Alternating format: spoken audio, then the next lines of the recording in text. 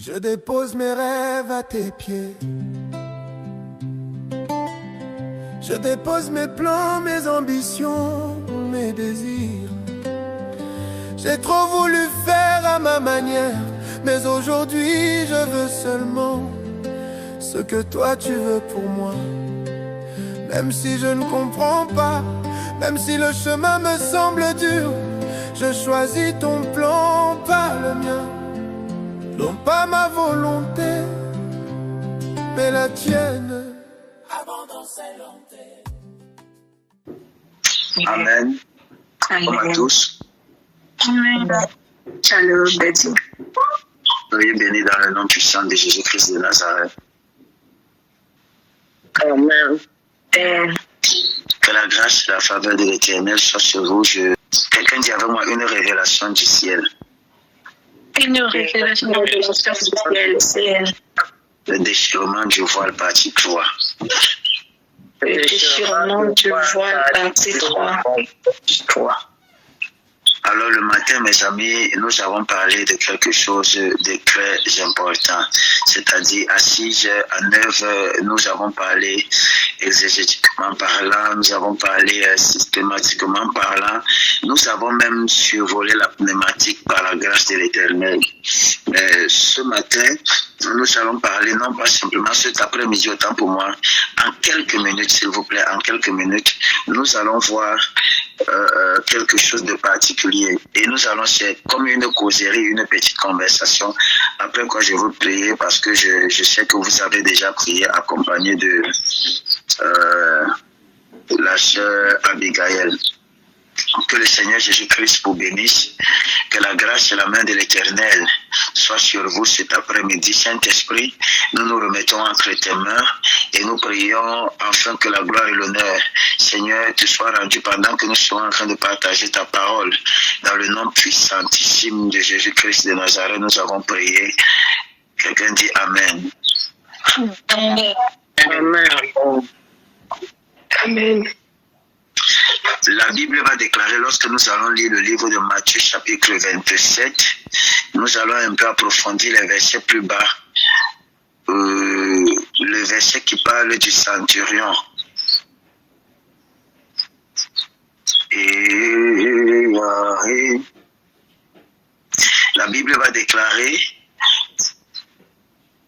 le centenier et ceux qui étaient là, le verset 54, qui était avec lui pour garder Jésus, ayant vu le tremblement de terre et ce qui venait d'arriver, furent saisis d'une grande frayeur et dit, assurément cet homme était le Fils de Dieu.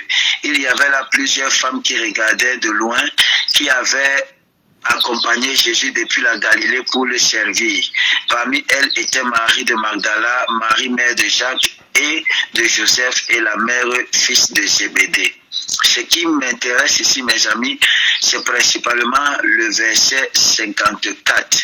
Le centenier est un centurion romain, mes amis, chargé d'exécuter les ordres provenant du gouverneur, parce que à cette époque, il faut le dire, mes amis, l'empire romain était l'empire la plus grande, mes amis, de la terre. C'était l'empire des conquérants, et ils avaient sous eux plusieurs nations qui leur étaient soumises, et ces nations-là n'étaient plus simplement comme des pays, mais c'était comme des villes, comme des régions, mes amis, et sous chaque région était établi un gouverneur.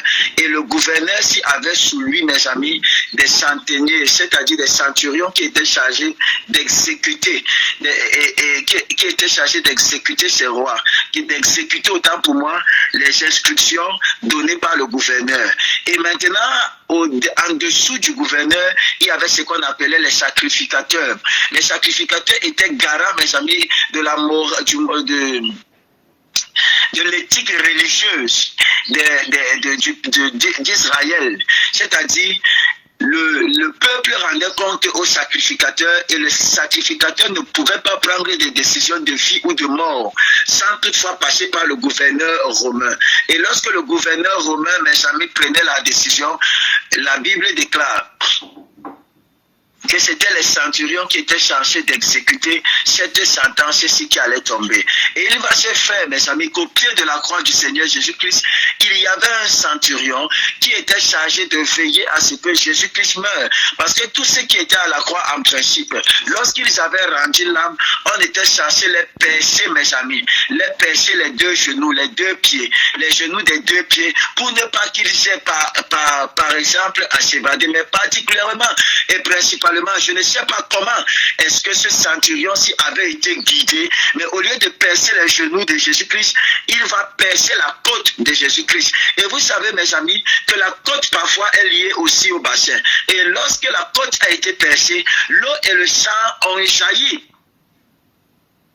Et nous savons tous, mesdames, mesdemoiselles, messieurs, avant qu'une femme n'accouche, la première des choses qui se produisent, c'est qu'elle perd les os. Les os-là qui est un liquide amniotique qui provient de la poche où l'enfant est gardé. C'est donc des signes précurseurs qui annoncent un nouveau-né, ou encore la femme est sur le point de mettre au monde l'enfant qu'elle a porté pendant 9 mois, pendant 8 mois peut-être et quelques semaines, selon, mes amis, le statut de la femme, si elle est primipare ou pas.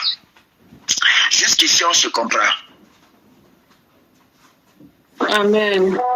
Répondez-moi vite, mes amis, pour qu'on puisse aller un peu vite. Amen. Amen. Amen.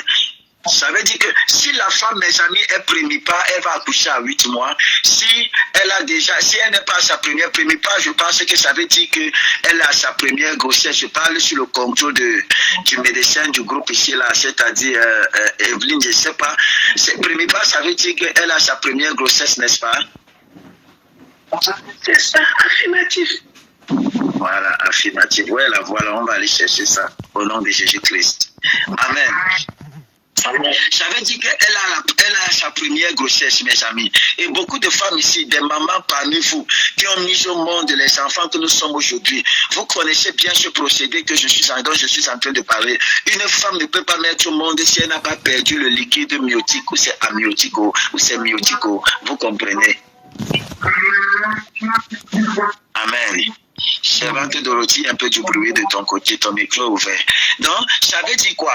Ça veut dire que lorsque la femme veut mettre au monde, mes amis, la première des choses qui se produit d'abord, c'est qu'elle finit d'abord, elle commence d'abord par perdre les os. Et le fait qu'elle perde les os, ce n'est pas au hasard, ce n'est pas de façon hasardeuse, mes amis. Ça veut dire que les contractions sont déjà à leur tombe, mes amis, et que cette dernière-ci est sur le point de pousser. Alors, lorsque le Seigneur Jésus-Christ, on ne pouvait pas percer les pieds de Jésus-Christ parce que Jésus-Christ ne pouvait pas accoucher par là, mes amis. Alors, sa côte a été percée, mes amis, par ce centurion. Je me suis posé la question, mais quelle révélation? Il a été animé par quoi? Nous, ce centurion-ci va poser 2 gestes prophétiques, mes amis. 2 actions. La première action, c'est qu'il va percer la côte du Seigneur Jésus-Christ, mes amis, où l'eau et le sang vont jaillir, mes amis. L'eau et le sang vont jaillir. Et, mes amis, ceci était un signe annonciateur. Merci. C'est le liquide amniotique, merci. Ceci est un signe annonciateur que Jésus-Christ était en train de mettre au monde une nouvelle génération qui n'allait plus, mes amis, vivre sur le fait du voile qui divisait le peuple, mes amis. Mais c'est comme le liquide si est couvert par une couche, sans que si cette couche-ci ne se perce pas, ou encore si cette couche-ci ne se déchire pas, l'eau ne va pas sortir. Et si cette couche ne sort pas, l'enfant risquerait d'être noyé à l'intérieur.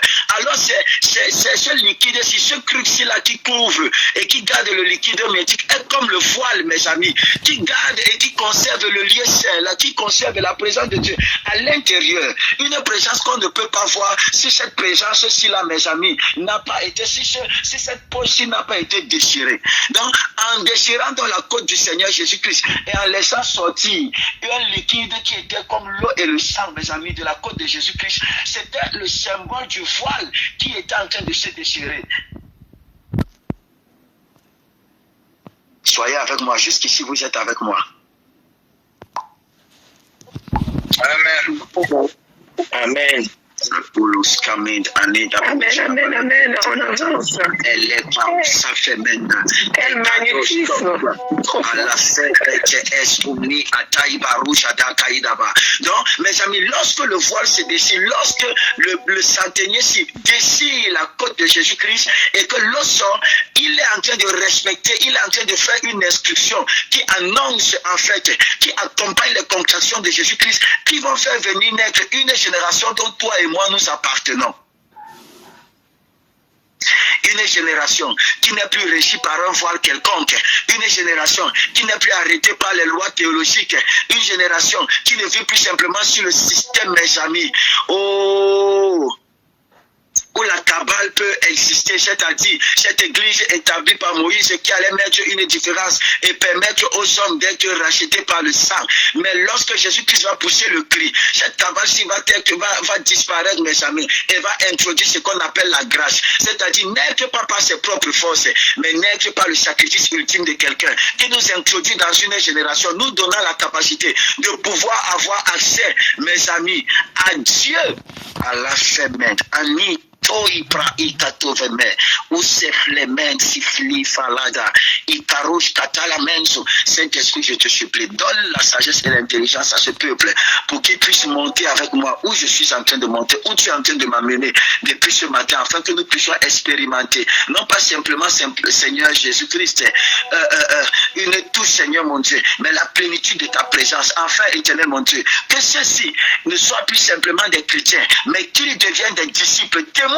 de ce qui s'est passé véritablement. L'histoire de la croix, mes amis, c'est une histoire avec laquelle on peut écrire tout un livre, mes amis. Seulement le verset 56 là, au verset 54, je vous assure qu'on peut écrire tout un livre avec ceci là. C'est l'histoire de la chrétienté. C'est l'histoire de la spiritualité. C'est l'histoire d'Éden. D'un homme qui a été déchu, racheté et restauré. C'est ton histoire, c'est mon histoire. Je comprends pourquoi tonton Charles Sitanga chantait « Mon histoire, c'est Jésus. Mon histoire, c'est Jésus. Mon histoire a commencé lorsque Jésus est allé à la croix. » Mon histoire, c'est Jésus et mon histoire a commencé lorsque Jésus-Christ est allé à la croix. C'était la période de ses contractions. Pendant qu'on le flagellait, il avait les douleurs et les contractions d'une femme enceinte. Lorsqu'on a percé ses mains, il avait les douleurs. La douleur est quittée du volume 1, mes amis, au volume 2. Lorsqu'on a percé ses pieds, la douleur est quittée, mes amis, du volume 3 jusqu'au volume 5, mes amis.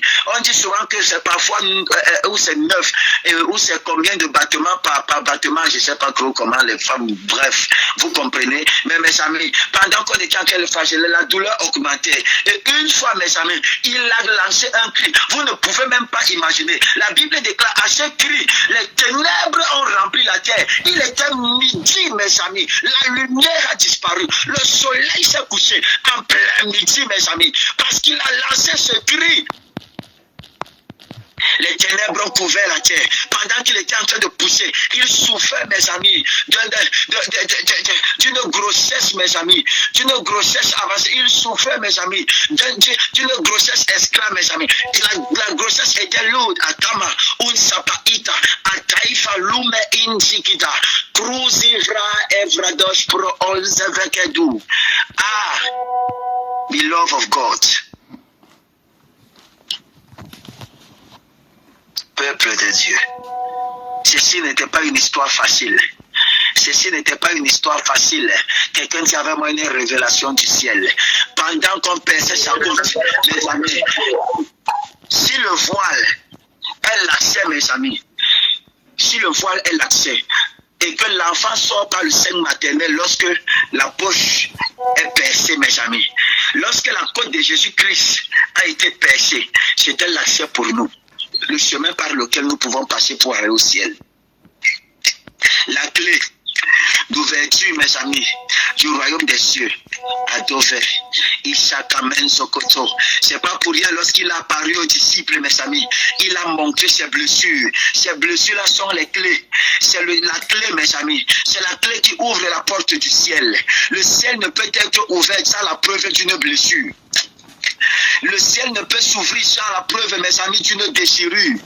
Akapurusa, ce qui était fermé autrefois s'ouvre. Ce qui était fermé autrefois s'ouvre. Lorsque l'enfant veut sortir, ce qui était fermé doit s'ouvrir, mes amis. Ce qui était fermé doit s'ouvrir. Il doit avoir une déchirure, mes amis, pour que le liquide amniotique sorte, mes amis. Pour que la poche déjà, mes amis, le liquide amniotique sorte. Et pour que la femme commence à pousser. C'est-à-dire, le tout n'est pas simplement la déchirure et que le liquide sort. Maintenant, il y a le travail. Le travail, c'est de pousser, mes amis. Le travail, c'est de pousser. Le travail, c'est de pousser. Le travail, c'est de pousser, mes amis. Et c'est ce travail-là. Nous avons été poussés. Nous avons été poussés. Nous avons été poussés, mes amis. C'est là que réside une fonction secondaire, mes amis, peut considérer du déchirement du voile, suggéré à la fois, mes amis, par la description historique du voile, mes amis, chez Joseph et par l'évangile de Marc. Comme nous l'avons vu précédemment, mes amis. Le voile qui a été décrit dans le terme, en termes du ciel, ou de, mes amis, de panorama céleste, dans l'évangile de Marc, qui a été cité comme source, mes amis, dans Matthieu. Le lien entre le voile et les cieux est très explicite. Le voile est déchiré. La mort de Jésus-Christ nous introduit dans Marc 15, verset 38. Les cieux se déchirent, c'est-à-dire, mes amis, le nouveau, mes amis, lors de son baptême dans le livre de Marc, chapitre 1, le verset 10, le ciel va s'ouvrir et l'Esprit de l'Éternel va descendre. Cela fait, mes amis, que Marc décrit la mort de Jésus-Christ comme une sorte de baptême qui nous introduit. Marc 10, le verset 38 au verset 39. Est-ce que je parle à quelqu'un? Et le lien ici, là, mes amis, lorsque l'Éternel, l'Esprit de l'Éternel ouvre mes yeux, ça devient tellement évident, mes amis, tellement évident, mes amis. La déchirure des cieux introduit alors la voix céleste révélant, mes amis, l'identité de Jésus-Christ comme le Fils de Dieu. Et le déchirement du voile symbolise, mes amis, une partie. En partie la déchirure des cieux, révélant, mes amis, au centurion l'identité de Jésus comme Fils de Dieu. Lorsqu'il a déchiré, il a compris alors, mes amis, que Jésus-Christ n'était plus simplement celui qui a été crucifié à la croix, mes amis, mais c'était le Fils de Dieu. C'était le Fils de Dieu, mes amis.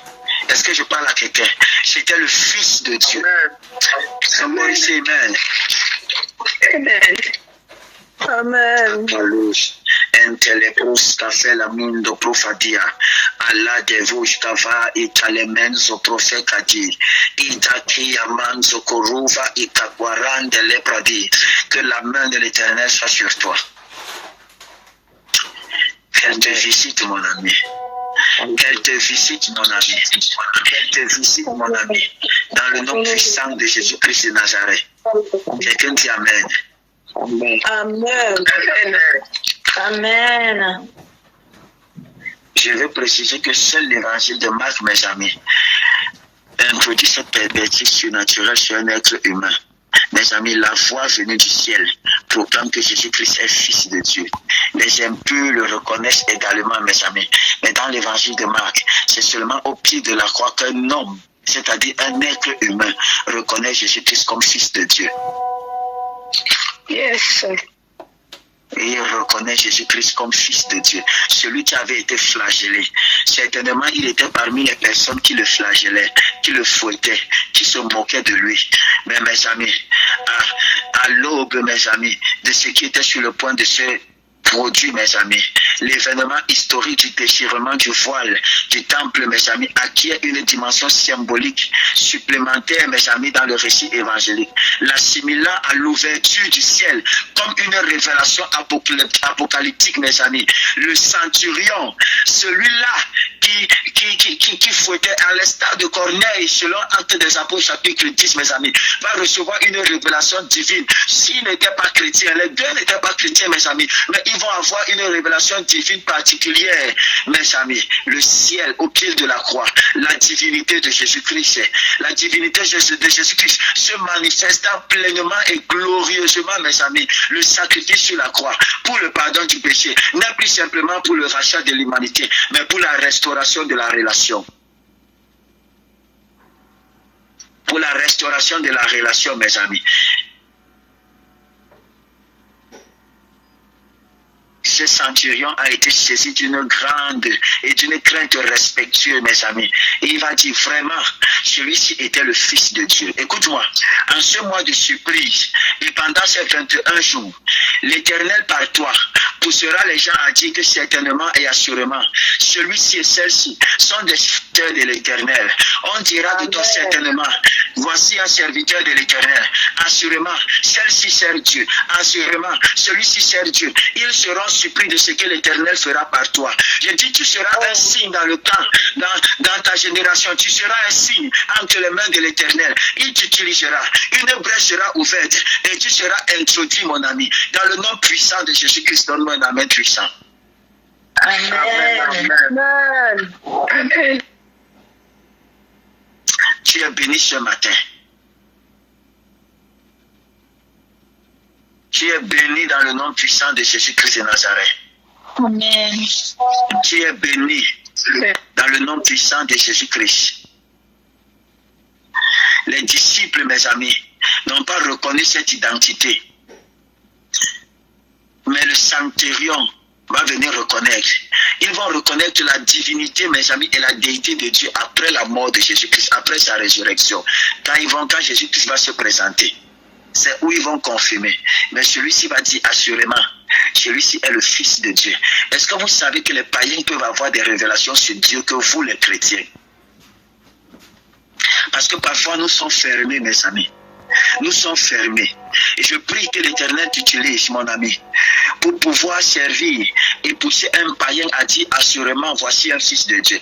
Assurément, voici Dieu. Écoute-moi, la présence de Dieu sera tellement tangible dans ta vie en cette saison qu'ils n'auront d'autre choix de dire que tu es un serviteur de Dieu, que tu es une servante de l'Éternel. Amen. Parce que voici l'inimitié est ôtée et tu es introduit. Ça sera tellement puissant que tu amèneras les ténèbres dans le camp de tes ennemis. Que tu amèneras les ténèbres dans le camp de tes adversaires. Somebody say amen. Amen. Amen. Que le Seigneur Jésus-Christ te bénisse. Et que sa grâce soit dans ta vie dans le nom puissant de Jésus-Christ. Il n'y a pas de question?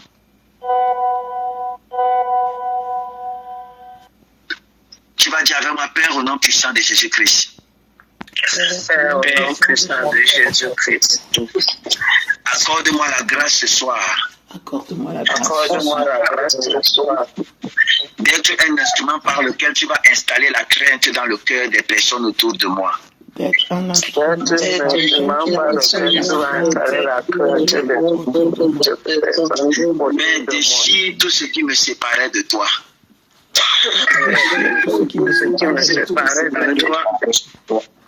Je suis conscient que la déchirure du voile est une introduction d'une nouvelle génération. Je suis conscient que la déchirure du voile est une introduction à une nouvelle génération. Alors mes amis, il était très important et il est très important pour nous de pouvoir comprendre la dimension divine et spirituelle, mes amis, du voile, avant d'entrer dans des aspects où les vies sont voilées par des voiles. Est-ce que je parle à quelqu'un? Amen. Amen. Amen. Amen. Donc pour moi, l'enseignement-ci était très important, mes amis. Matthieu chapitre 27, verset 24.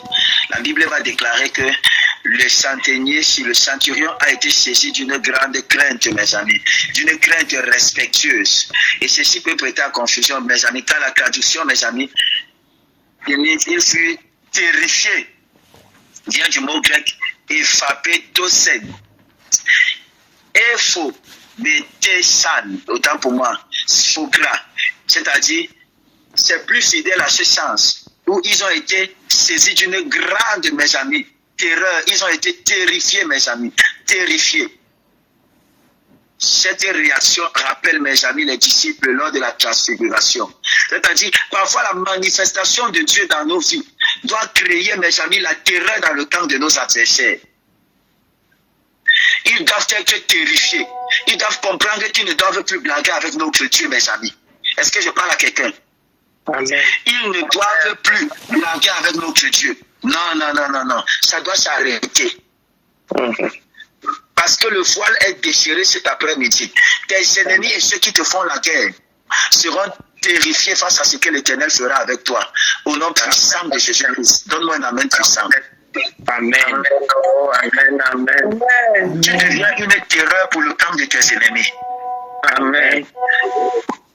Ceux-là qui méprisaient Jésus, qui ont fouetté Jésus, qui ont flagellé Jésus, ont été remplis de terreur quand ils ont vu l'œuvre, mes amis, de la croix s'accomplir. Ils seront remplis de terreur quand ils verront ce que l'Éternel fera avec toi au nom puissant de Jésus-Christ. Amen. Ils seront remplis de terreur, mon ami. Pendant ces 21 jours, l'Éternel va terrifier tes ennemis et tes adversaires. Au nom de Jésus-Christ de Nazareth, ceux qui se sont créés, qui se sont tenus comme des géants dans ta famille, ils seront terrifiés parce que le voile sera déchiré. Le tremblement s'y créera la terreur en eux, dans le nom puissant de Jésus-Christ. Amen. Si avec moi, mon Père, mon Père, crée la terreur dans le camp de mes adversaires.